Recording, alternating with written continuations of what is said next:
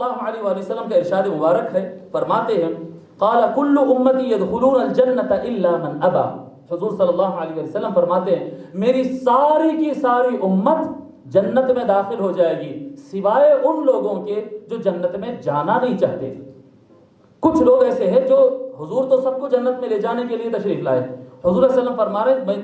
آیا لے جانے کے لیے اور ساری امت جائے گی بھی جنت میں، میری ساری امت جنت میں داخل ہو جائے گی، صرف وہ لوگ جنت میں نہیں جائیں گے جو جانا نہیں چاہتے۔ صحابہ عرض کی یا رسول اللہ وہ کون ہو سکتا جو جنت میں جانا نہیں چاہتا؟ حضور صلی اللہ علیہ وآلہ وسلم فرماتے من اطاعنی دخل الجنہ، جو میری اطاعت کیا وہ جنت میں داخل ہوا، اور جو ومن عصانی فقد ابا، اور جو میری بات کی نافرمانی کرتا ہے، میری اطاعت نہیں کرتا ہے، وہ دراصل جنت میں جانا نہیں چاہتا ہے،